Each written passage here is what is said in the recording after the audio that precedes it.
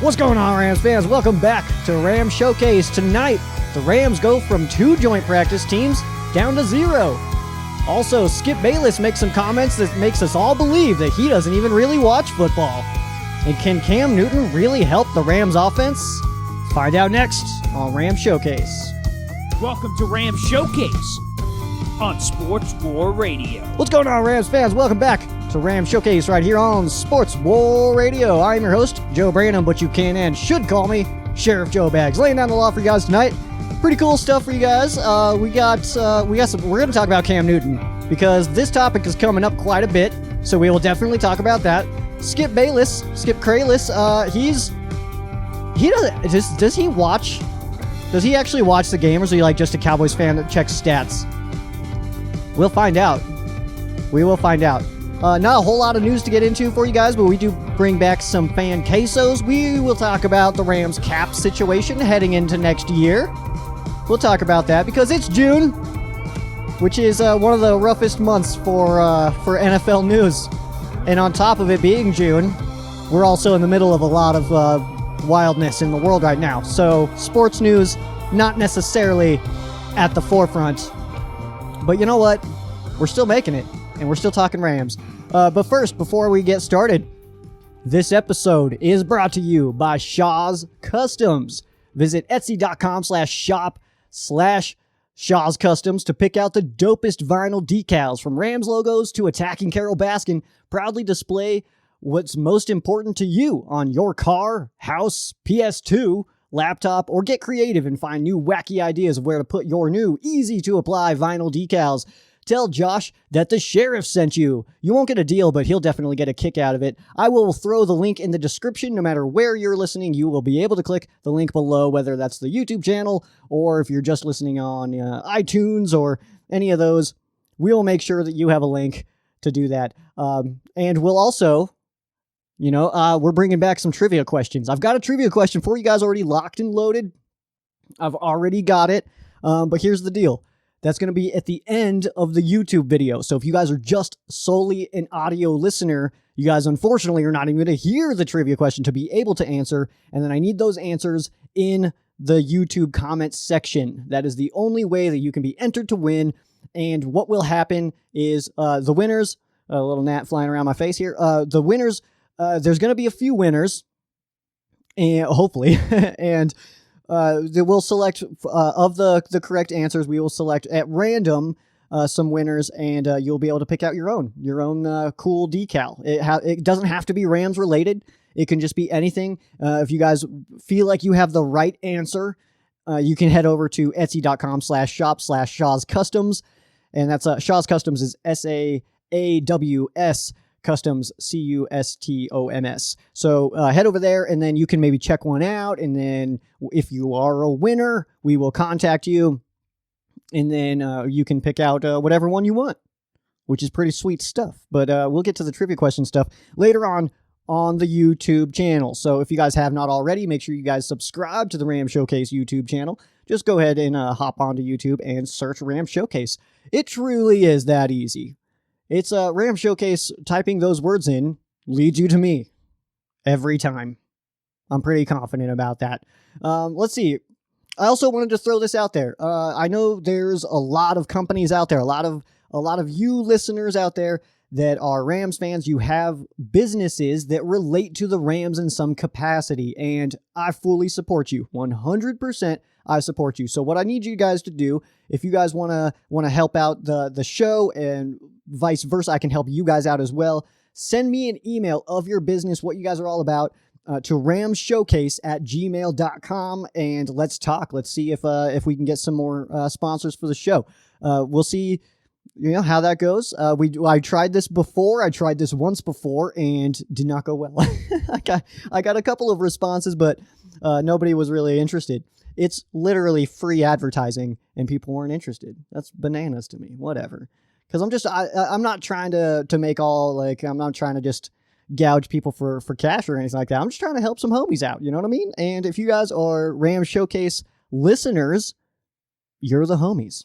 You fall under that category of being the homies. So we're going to hop into some news here. The first bit of news it may not be the most exciting news, but unfortunately we did hear yesterday, which was the 5th, that a construction worker at SoFi Stadium did fall and was pronounced dead on the scene. It's very unfortunate news. SoFi Stadium, it's almost feeling cursed at this point, with 3 more also employees being tested positive for COVID-19. I believe that was yesterday as well.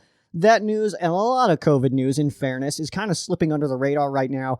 So that wasn't necessarily something that was big. And then, of course, with the unfortunate passing of one of the workers, of course, this news was not necessarily at the forefront, especially considering a lot of the COVID-19, the positive tests are not necessarily of people who are really just, like dying. So, because of that, we didn't necessarily hear about it. I did hear, though, there was reports that construction was halted. I was not able to find how long the construction will be halted.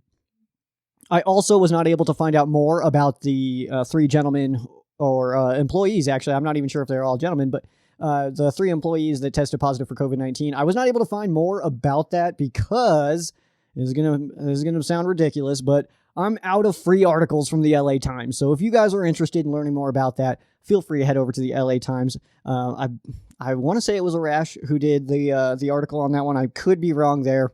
Either way, Arash is an awesome reporter. I definitely respect that guy a lot. So that's kind of where we're at right now, and it's an unfortunate situation for sure. And our thoughts are definitely with the family members of this employee and his friends. I did hear that there is counseling available to any of the other employees.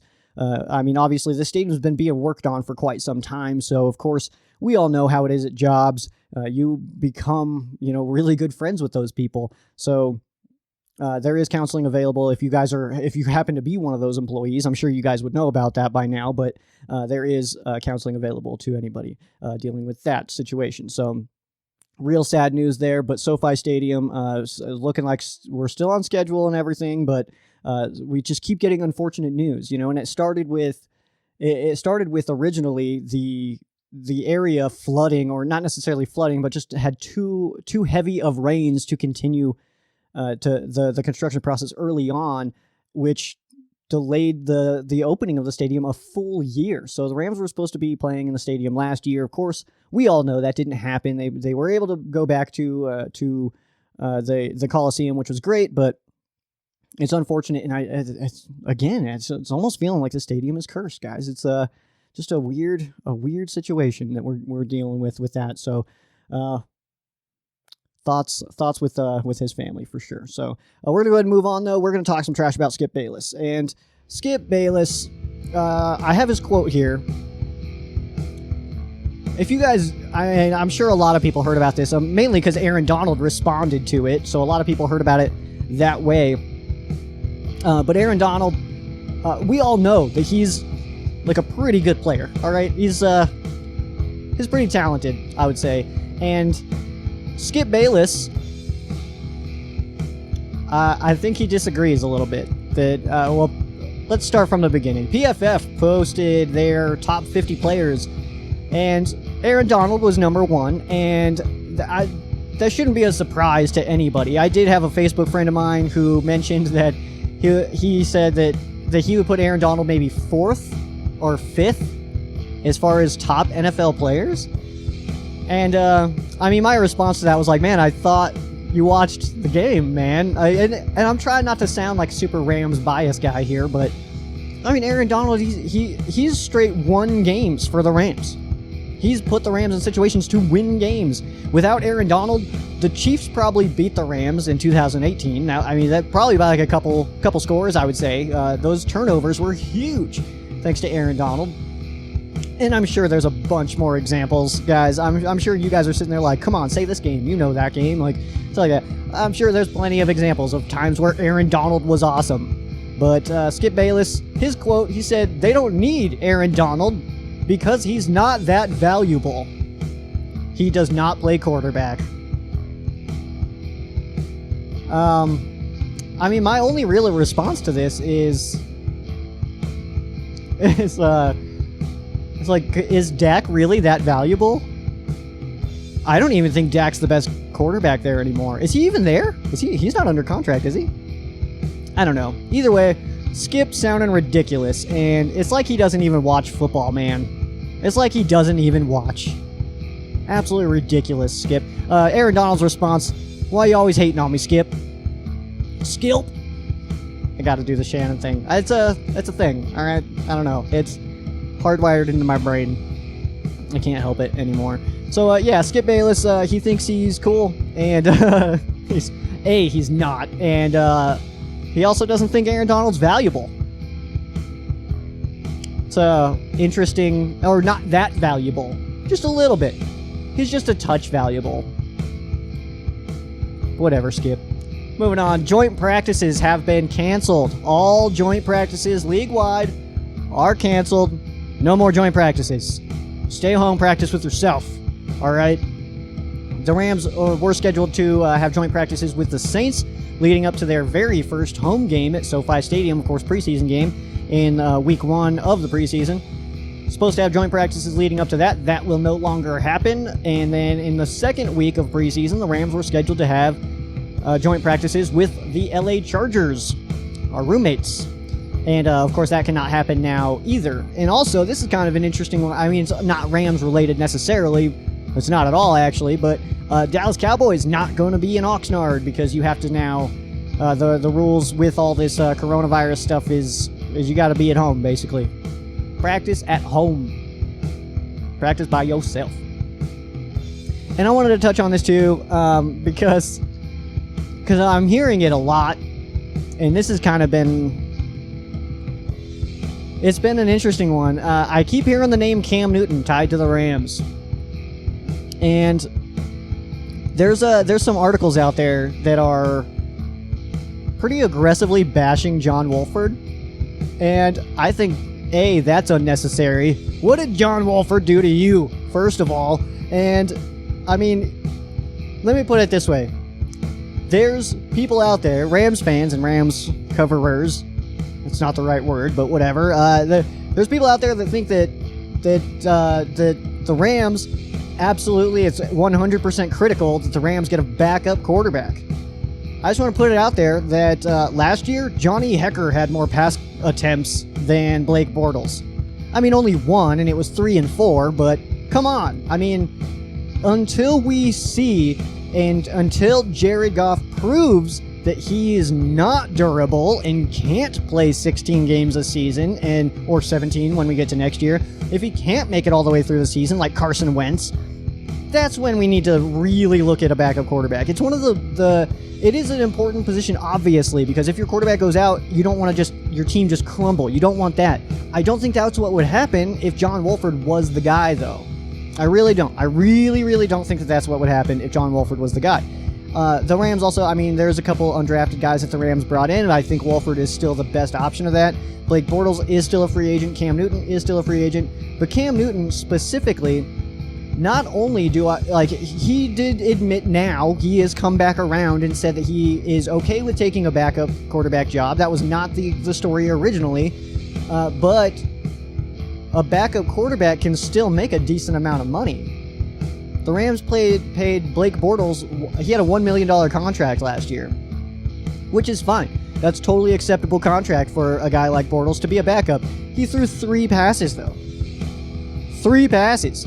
That means he made like $300,000 a pass attempt. So, a guy like Cam Newton, if he was to be brought in by the Rams, I think we'd see a very similar situation. And of course, I can't predict the future. And I know you guys are out there saying right now, it's like, well, what if Goff does get hurt? He's not invincible and stuff. I get that. But until he proves that he's not durable, which he's literally not missed games due to injury in his career, he came in, he was getting beat up this entire time, like especially his rookie season. He got beat up that year, was fine. He's been blasted by guys like Richard Sherman and stuff like that. We all know that. Every time he just pops back up. And I realize that backup quarterback's in an important position, but until Jared Goff shows that he's not reliable and can't make it through the season, that's not the most important position we need to worry about right now. And I guess my point, to wrap it all in, is there are other positions that are far more urgent in addressing than Jared Goff's backup. We don't need Jared Goff's backup right now. What we could use is some linebackers. We don't know who our kicker's going to be. There's some position battles on the offensive line. That would be cool to add a vet or two there. But, hey, I like our offensive line. I like our D-line too. But a guy like Ashawn Robinson, I'm not sure how big of an impact he can have year one with us. Who knows? I think I would rather the Rams go out and sign another DT, a defensive tackle, than a backup quarterback. I would rather the Rams sign a veteran running back than a backup quarterback. I would rather see the Rams bring in maybe another corner than a backup quarterback. I would rather see the Rams bring in a left tackle, honestly, a backup left tackle, because I'm having some weird trust issues with Andrew Whitworth. Last year was his worst of his 3 with us. I would rather see the Rams bring in a veteran kicker than a backup quarterback. There's just a couple. So, can Cam Newton help the Rams offense? Maybe. But I don't think we'll ever know that answer for sure. I really don't think we'll ever know that answer. Let's talk about this Rams cap situation. We got a situation going on right now because everybody's panicked about the Rams cap. And I understand. Don't get me wrong. I'm not trying to sit here and say you guys are like ridiculous for thinking that the Rams cap situation is weird, because it is. It absolutely is weird right now. But we're looking at about $41 million right now that the Rams have in available space for the 2021 season. And Whitworth, who I just mentioned, his cap hit for next year is $11 million. So, of course, you take that number out.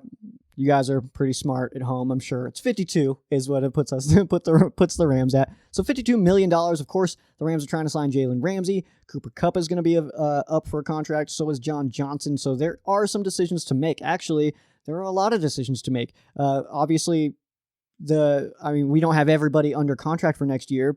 There are some names that are coming up, and those are the big ones. So we're going to stick to those names. We're going to stick to the John Johnson, Cooper Kupp, and Jalen Ramsey names. If I had to prioritize those based on the Rams roster, I would say that Ramsey and Johnson are the most important, although I do love Cooper Kupp, as most of you have probably noticed by now listening to my show, that I do. I am a Cooper Kupp fan, and I admit that. I'm okay with admitting that. I'm a fan of all the players, really. There's not necessarily any players that I'm like, ugh, I don't really like them. We got rid of all those guys that I didn't like, the Sean Mannions and Ndamukong Suh, all those guys that I wasn't necessarily the biggest fans of, but yeah. But we'll be at about 52. So there's talks of Ramsey, his cap hit going anywhere from like 18 to 20 right now. We talked about it last week. With SpotTrack has his market value in the 16s. I think it will be higher than that. But at the same time, I do think it'll be higher than that. I'm not going to say that SpotTrack usually goes a little higher because that's what Slay's making. Slay's in the 16s, and I think Ramsey's gonna beat Slay as far as contract numbers go and averages. So I could see it absolutely being about 18 a year for Jalen Ramsey. So, I mean, you factor that in. I'm not sure how much John Johnson's going to get. I would say it'd probably be a little bit closer to the 12 to 14 range. And then Cooper Kupp, he could make a lot. He could actually be up in the 18 to 20 range as well. So that's where the Rams are going to have some decisions to make. And are they going to bring back all 3 of those guys? And especially, you don't want to just bring back the top 5% of your roster. You want to be able to have depth and all that. So there are some decisions to make for sure. There's also, though, in the 2021 season, as it stands right now, there's only 9 players on the roster who have a cap hit bigger than $2 million. And those are the big names. Those are Aaron Donald, Jared Goff, you know what I mean? So Whitworth and stuff, Brock, and there's the big names, and it's all a big chunk right there. And then obviously the Rams are eating a lot of cap in dead space this year and next year, just with some of the deals that they've done. So it's an interesting situation that we're watching, and it's one of those where, the Rams, of course, we know that they paid a little bit more and a little bit early on some players. Have they learned their lesson? I like to think so, because if they didn't learn their lesson, then I would think that a guy like Jalen Ramsey would have already signed his extension.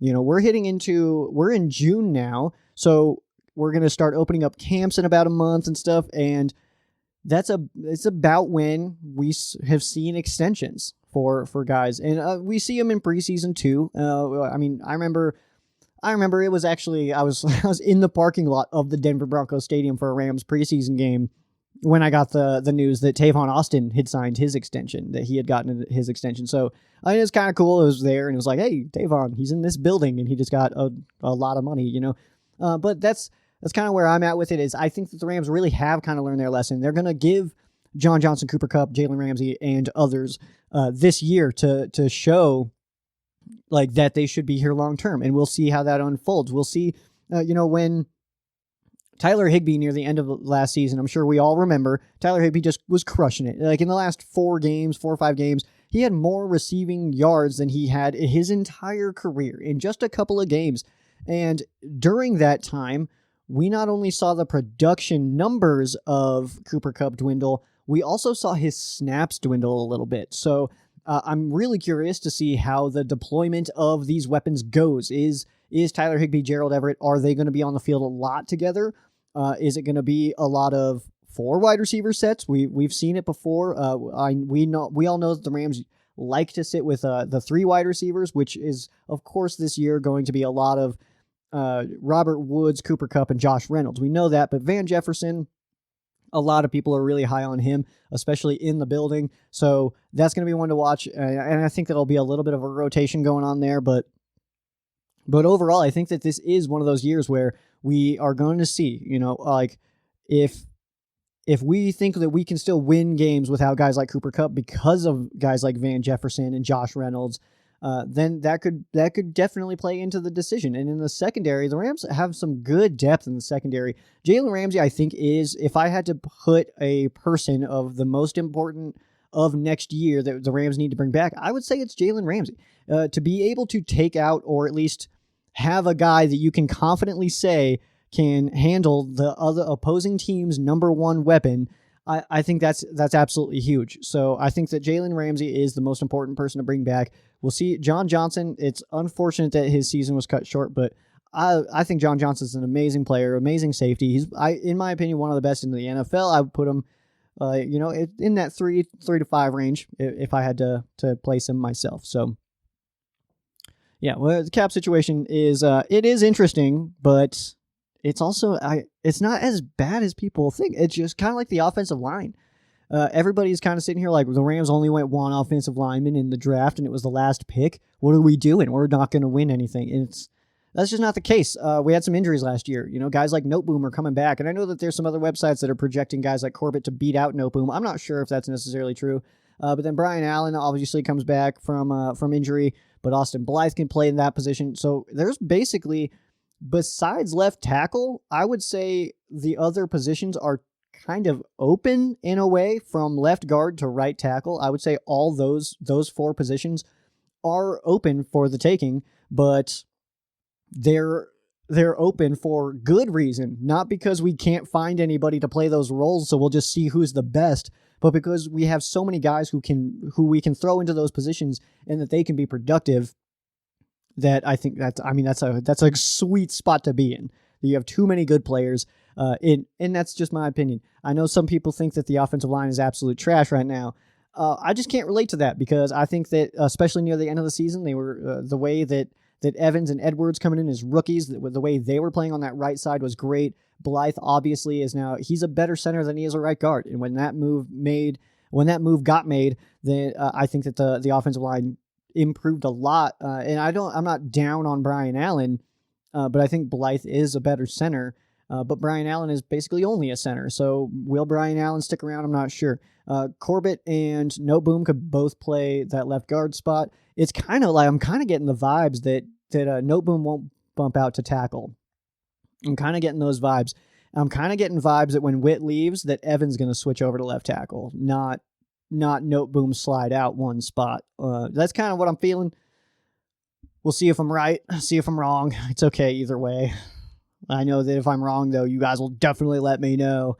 It's time, though. Let's get into some fan quesos. This is some good stuff here. We got some good ones. I pre-screened all of these this time, so I actually know what they say, which is great news, guys. I'm making a lot of progress over here now that I'm pre-screening my questions, so I can actually have a little bit of an answer for people. First question here. Gary wants to know, will we rock with the kids at QB or sign a vet? I absolutely think we rock with the kids. I think Jared Goff obviously is the starter. I don't know why I was going to say, explain that Jared Goff will be the starter.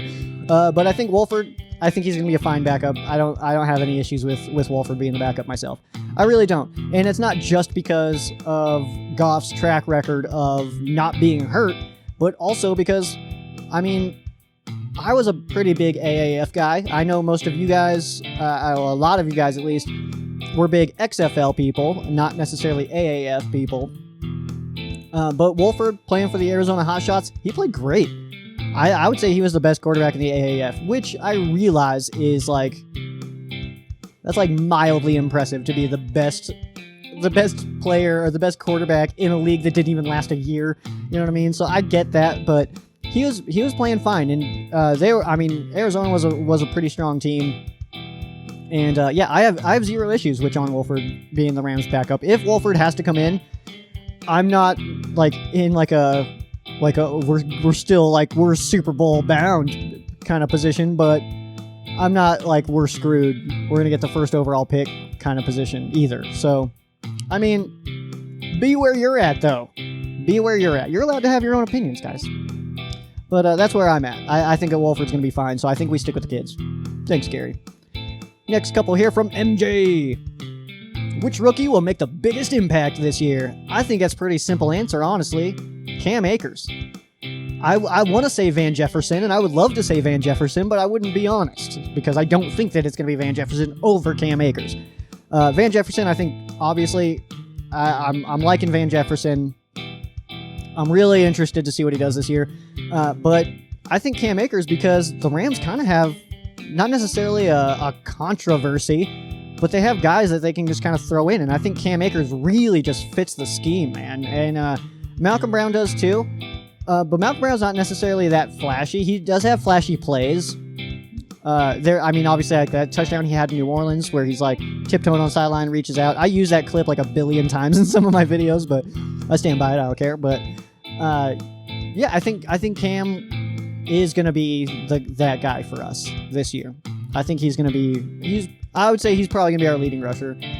I don't think he'll hit 1,000 because I don't think he's going to start the season. I think Malcolm Brown starts week 1. But I can confidently say that I can see Cam Akers hitting 8 to 850 this year. I feel pretty good about that, actually. Next one here from MJ. Will anyone on the team surprise us with their play this year? Man, I hope so. Because the Rams roster is pretty strong still. It's a little bit top heavy, but it's still a strong roster. And if the Rams can avoid the injury bug this year, I like our chances to do some good things. As far as players that could have a big impact and kind of surprise us, I think I don't think there's enough people on the Josh Reynolds train. I think that Josh is going to surprise some people, and I think I feel pretty confident in that. And then also Troy Hill. I think Troy Hill, I've liked Troy Hill for a long time, and I'm still honestly a little bit confused at why other people are kind of not on the Troy Hill train with me yet. He's played fine. Every time he's had to start, he's played fine. And yeah, I'm liking Troy. There's also I live in Colorado Springs, Colorado, and there's a street called Troy Hill Drive or Troy Hill Road. And I kind of want to take it, but I can't because that's illegal. Whatever. Well, at least I can't admit it to you guys that I would do that. But either way, I think Troy Hill and Josh Reynolds are two huge candidates for that spot, though, man. As far as surprises. MJ also wants to know, who will our captains be? Witt is going to be a captain. Jared's going to be a captain. I would say Jalen will probably be a captain. He's a leader, man. He's definitely a leader. I think there's definite. I mean, obviously, we want to look at like AD, Hecker. Hecker is probably captain, especially in that as a special teams guy. McQuaid would be a great captain, but I think Hecker with the C on his chest just makes sense. And then, I mean, those are the guys who I would say will have like the best chance. But there's obviously John Johnson would be a candidate, and maybe Robert Woods. So there's definitely some leaders on this team. But if I had to give you, I'll just give you 5 names of and we'll do 2 offensive, 2 defensive in the special teams. The special teams, I'm going Johnny Hecker. Defense, I would say it's going to go to Ramsey and Donald. And then on the offensive side of the football, I'm going to go Jared and Andrew. So Witt and Goff. And I don't necessarily, it's not, I'm not taking a shot at Woods or anything like that, but I think that Witt and Goff just make more sense as captains on the offense. Next one here from MJ. If there were to be a surprise starter, who would it be? Apparently Troy Reeder, since everybody lost it on me. And it's fine. You're allowed to do that. You're allowed to disagree with me. I'm not trying to say like, hey, don't dispute what I'm saying. I like Troy Reeder. I thought he played fine. Honestly, I truly think that. Watching him play, I know you guys told me to watch, and I did. I mean, I like him against the pass. I mean, I don't know. I like Troy.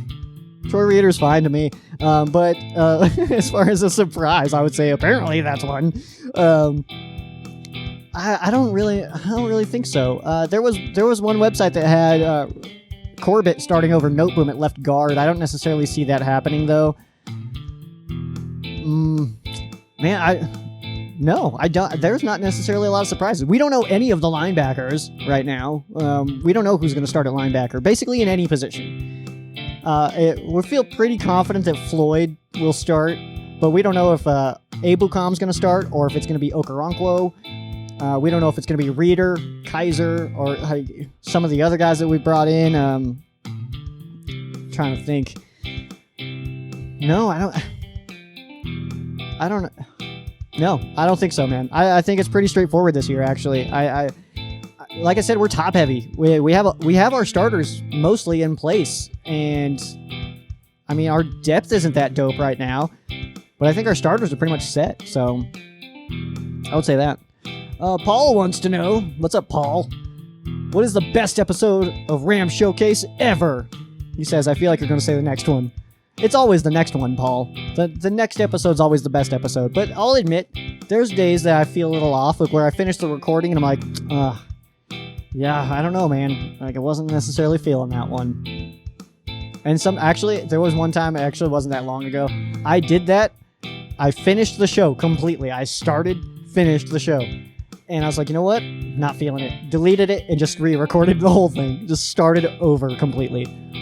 You guys will never know which one it is, but yeah. And the original's gone, so I had to re-record it. The second I hit delete, it's like, well, too late now. Better start again, I guess. But actually, if I had to give you an answer of a show that's already been recorded and published, I really loved my 1-year anniversary show. That was a good one. I liked that. Basically, what it was is I asked a bunch of people to call in and tell me why you love the Rams. I said, tell me who you are, where you're from, and why you love the Rams, and just let people go. And that was awesome. That was so much fun. I don't listen to it anymore. If you guys feel free, because it's still published, feel free to go find it. I don't listen to it anymore. The very first person on it is Kyle, and it's still a little hard to listen to, I guess. If you guys aren't aware, he's the reason these are called the Fan Quesos. The little backstory on that, again, it's been a while since I've explained why they're called Fan Quesos. Kyle was a big supporter of mine when I was just writing about the Rams, not doing the podcast. So, I mean, this podcast is over 4 years old. He was with me. He was a fan supporter and all that stuff before all this started. And when I started the show, he really loved it. And I just did a fan question segment where I ask questions, whatever. And he would always ask me, he's like, what is whatever player's favorite kind of cheese? And Yeah, it's just like some examples was like he asked Aaron Donald, what kind of cheese is Aaron Donald? I said he's just a brick of cheese because he's a brick, man. What was it? I think he asked me Jared Goff, and I said Swiss cheese because he's always finding the holes in the defense. And so, like, it was just fun, man. And then, unfortunately, Kyle has passed away, and it's been a few years now, but it still sucks, man. I'm still not like thrilled about that, and it's still hard because he was one of my biggest supporters, and he's not the only one since I've started this, but he was definitely my biggest one of all of that. So. That's why they're called fan quesos in the first place. But that is the best episode, in my opinion. I think that's the best one I've done. I would love to do it again. And unfortunately, now that I'm, a full-time student and everything, graduating soon, but now it's hard to find time to do stuff like that, to take in all those calls and then edit them all together and stuff. That was a big project, a very big project. It took me quite some time. So unfortunately right now I don't necessarily have the time, but October is my graduation date. So hopefully some time opens up after that. We'll see what happens with work though. Because the plan is to graduate and get super busy with work and just hop into that world. So thank you for your question, Paul. Top training camp storylines. This one's from Paul also. The top training camp storylines, definitely some position battles, man. The linebackers, we don't know any of the linebackers who's going to start. So middle linebacker for sure. And Staley, new defensive coordinator, he has said that he's been pretty open about it. He's like, it's open competition at linebacker. We're totally open competition. See who's the best. So I like that. And that's along the offensive line as well. Like I mentioned earlier in the show, was from left guard to right tackle. All those positions I think are open. Because, you look at left guard, that could be Corbett or Noteboom. Center could be Allen or Blythe. Right guard could be Blythe or Edwards. Right tackle could be Havenstein or Evans. You know what I mean? So or even Edwards there potentially too. So, there's position battles all over the place, and those are good. That's going to be the storyline. And unfortunately, with all the stuff that's going on, it's difficult. It's going to be difficult for some of these guys, especially the younger guys, to necessarily they're gonna have a harder time competing in those position battles because, especially the rookies, because those are they don't know what the process looks like. At least if you were here at least a year ago, you kind of know what's expected. It's still Sean McVay's team, even though new defensive coordinator and bringing in an offensive coordinator. It's different, but it's still Sean McVay's team. You still are going to have an understanding of how the practices are going to run and what's expected and stuff like that. So from that standpoint, man, I think the advantage goes to the vets when it comes to these position battles, but that is the biggest story. And along the offensive line, we've got some good battles. In the linebackers are going to be some good battles as well. Other than that, running back, I would say, is a position battle, but I don't think that's going to be decided in preseason or in training camp. I do think that's going to be decided in the beginning of the regular season. I think Malcolm Brown starts the season. I think we see a lot of Darrell Henderson, but I also think Cam Akers, the rookie, I think he gets into the action too. And I think by about week 5, 6, we're going to see who's breaking out of that. Like, who's standing out above the rest at the running back position, and that's who I just think that the Rams will go with at the running back spot. As far as like a bulk of the carries thing, I think it's going to be a decently even split, but I do think that Malcolm Brown's technically the starter for the beginning of the season. Ben wants to know, who will be our starting linebackers? I get this question every single week. It's cool. You're allowed to keep asking this. And I'm going to keep saying Troy Reader just to make everybody mad. I don't even care. Troy Reader, number 1. I don't know why. I just have like some wild support for Troy Reader. Maybe I should try to get him on the show or something. That'd be fun. I think Micah Kaiser is definitely going to be a starter. I think he absolutely takes that starting role. And then Mark Barron. I'm just kidding. I know somebody was sitting there thinking he's going to say it. I did. I have to say Mark Barron at least once a show. I don't know why. It's because he's awesome. As far as the outside linebackers, though, I think the edge rushers we're going to see a pretty heavy rotation with, I believe. I think Ebukam and Okoronkwo will basically split. I think Floyd gets the bulk of those, like on one side. you don't bring in a guy like Floyd if he's not going to play. You know, that's just not what you do. So I think it's going to be, as far as edge, I think it's going to be heavy rotation. We got some good edge rushers, and those are the three that I'm gonna keep naming, because those are the three that I think are the most important and who will get the most snaps is Floyd, Ebukam, and Okoronkwo. As far as middle linebacker, I really, really, truly believe it's going to be Reeder and Kaiser. I could be wrong, and that's okay. I'm allowed to be wrong. It happens. You know what I mean? So, I mean, we'll see, but that's my guess. Heavy rotation at edge, Kaiser, Reeder. Ian wants to know. Ian's a Broncos fan. Ian wants to know, where do you see the Rams record-wise trending over the next 3 years? Great question. Obviously a difficult question to answer. We don't know what's going to happen, but to answer your question in a way that actually answers it, I feel pretty good about the Rams starters right now. I don't feel pretty good about the Rams depth right now. I think they were pretty top heavy, and that sucks. But I think that over the next couple of off seasons, I think depth is really going to be addressed. I think that the Rams kind of are understanding that maybe don't go for just one guy who's super sick, and instead maybe get two or three that are pretty sick. I think that's a good philosophy, I think. And we have not taken that approach. Ever since moving to LA, I feel like the Rams' whole personality changed. The whole way they approach everything, I think, completely changed. And maybe that was on purpose. Maybe the Rams were on purpose, kind of like, I don't want to say soft, but like a little bit more conservative in St. Louis. And right now they're a little bit more like, hey, let's bring some people in, let's pay them some cash, let's do this, let's win some ball games. And hey, got them to a Super Bowl. I mean, that's pretty big. So now in LA and in St. Louis, the Rams have been to 2 Super Bowls from each city. So 4, if you can count that at home. But as far as this goes, I think that this season we're going to see what Sean McVay is all about. After the Super Bowl loss, people kind of figured out that he loves to do the zone run and do the play action outside levels off of the zone run. I mean, and once you figure that out, you kind of got Sean McVay pegged a little bit. And I think that bringing in an offensive coordinator is a huge move for McVay. So we'll see how that kind of unfolds. But this is the year that we find out if Sean McVay is dope or not. If he's not, then this trend is not going to necessarily go well. If he is an amazing coach, then that's the way it goes. If he's an amazing coach, we're going to see him.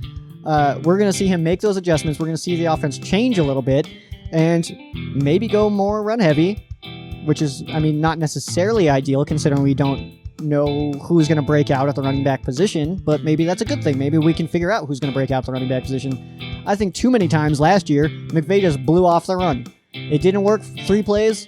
Okay, let's just pass now. But still run play action. That was kind of frustrating. But I think that's also this is McVay's first head coaching job. You got to learn some stuff on the fly. You can't just enter your first job and just know exactly how everything's going to go and it just be amazing. That's just not possible. So we'll see. But if I had to guess, I would say I think that the Rams are a good, strong 10-11 win team this year. I really do. I'm not just saying that because I'm a Rams fan.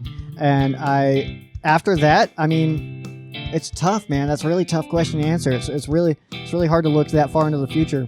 But I would say that this team for the next 3 years can win 10, 11 games. As long as the Rams have guys like Aaron Donald and Jared Goff, and you guys can say what you want about Jared Goff. I know some people still don't like him. Some people still want Carson Wentz, even though he just doesn't finish seasons because he's hurt. But as long as those core pieces are in place, and if we can keep guys like Ramsey and Johnson and potentially Kupp, I don't see any reason, and especially with if in that situation that if Witt can retire and somebody like Evans or Edwards or Noteboom can slide into that left tackle spot and be productive, then I feel pretty good too. But if Witt leaves and Evans takes over that role and then looks like Alex Barron, then it's going to be tough for Jared, because we've seen it. Jared performs best when he's got plenty of time and he's not under pressure. So we know that now we know. I mean, he was a 2016 pick. He's under his second contract.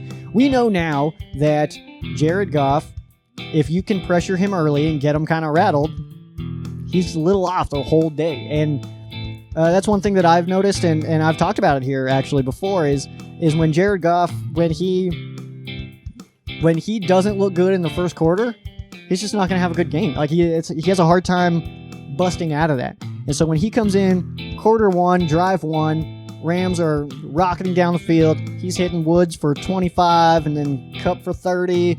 We get a run for like 7, and then he does another play action, hits Higbee for 12. You know what I mean? Like that. When that happens on the first drive, I feel real good. If that doesn't happen on the first drive and the Rams go 3 and out, I'm like, oh man, we are probably not going to win. Just because he has a hard time breaking out of that, So I think the first drive for Goff is like the biggest tell in the world. If you can throw off Goff for the first drive, your chances on your defensive side are looking pretty strong, actually, and that's unfortunate. So we'll see if Jared can fix that too, because I mean, what happens if he is just awesome after that? Like he can adjust. What if he makes that next step? Which is what we're looking for. We're looking for Jared Goff to make that next step. We're looking for Jared to be the reason we are winning games, not just not a reason we're losing them. Does that make any sense? Like, we need Jared Goff to be the guy that's helping the Rams win games, not just trying to be conservative enough to not lose the game. Play to win, don't play not to lose. And we need Jared to be able to do that. And I don't necessarily say he's there yet. I would say he's getting there. 2018, I was kind of thinking that he was there, but it just didn't necessarily pan out that way last year. One more question here. This one comes from Jason. Jason wants to know, if our offensive line stays healthy, I would like to know where you think they will rank. I think our success depends on them, and I'm curious how good you feel they could be if they stay healthy. I think we have an awesome offensive line. I'll be completely honest. I've been honest about that, and I've been vocal about that this Rams offensive line is not nearly as bad as some fans believe it is. And part of that was because last year we had some injuries. Brian Allen goes down, starting center, and everybody was like, no, the center is down. It's over. And then Blythe came in and played better than Allen did. And then because Blythe had to slide over from right guard, it was like, oh, we lost our center, and now we're going to have a different right guard. It's going to be this rookie, David Edwards. He played great. He played better than Blythe did in that spot. Havenstein goes down, and everybody's like, no, a tackle? We lost our right tackle? What's going to happen? This is going to be terrible. And then Bobby Evans came in and played better than Havenstein did. So everybody's freaking out, and everybody stayed on their initial impression. When Allen went down, they thought that the center position was going to get weaker. It didn't matter what Blythe did. They held on to that belief that the center position was weaker. When Blythe had to move over to center at the right guard spot, and we had a rookie playing in that spot, everybody jumped to the conclusion that because he was a rookie, he wasn't going to be as good as Blythe at right guard, and it didn't matter what Edwards did in that spot. They stuck to their initial impression that Edwards wasn't going to be as good as Blythe. And then the same thing at right tackle, where Havenstein went down, and Havenstein was not even playing that well. And Havenstein went down because he was a tackle, getting replaced by a rookie. Everybody just assumed that it was going to be worse. It wasn't. It was much better. Evans played much better than Havenstein last year, but nobody cared about that. They only cared about their initial response, their initial reaction to the injury, which was that position's going to get worse. Those 3 spots specifically. And then you look at the left guard spot where Noteboom wasn't necessarily playing poorly, but when he got hurt, it was another thing of, who the heck is Austin Corbett? He's not better than Joseph Noteboom, who also nobody knew when we drafted him, by the way. The internet was insane that day when it was like, there was Rams, like popular Rams publications, straight just bashing the team because of the Noteboom pick.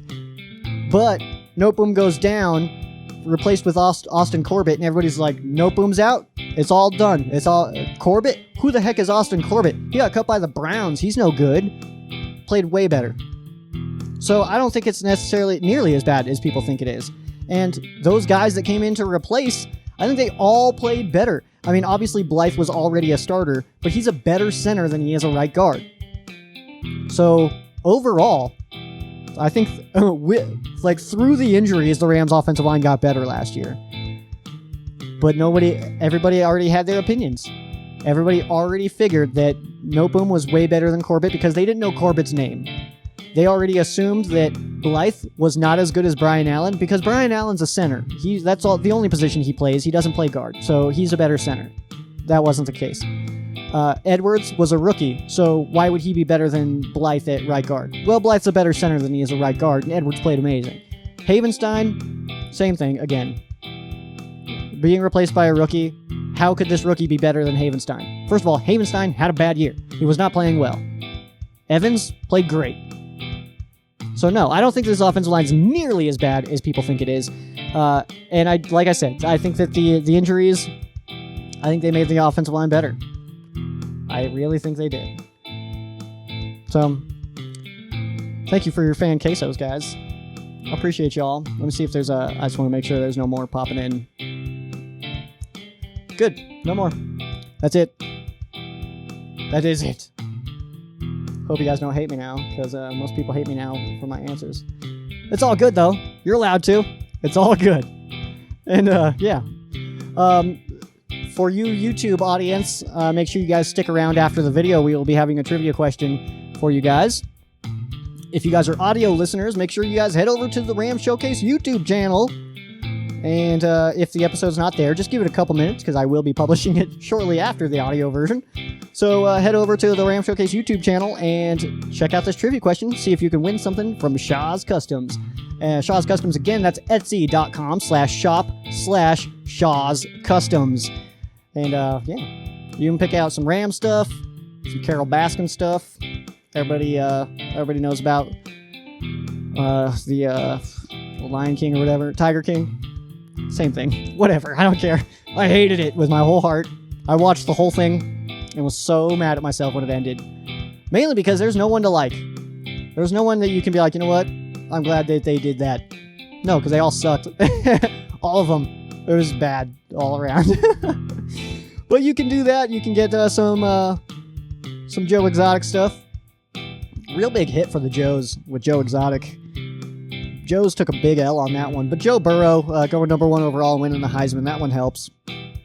Joe Rogan with his Spotify deal, that helps too. So we'll see if... I mean, I'm not political in any capacity at all, but if Joe wins the presidency, that would be a big win for the Joes for sure. Especially the Joe Bs. Joe Burrow, Joe Bags, Joe Biden, Joe Bs are big. Big, popular, and awesome. But you YouTubers, you stick around for this trivia question.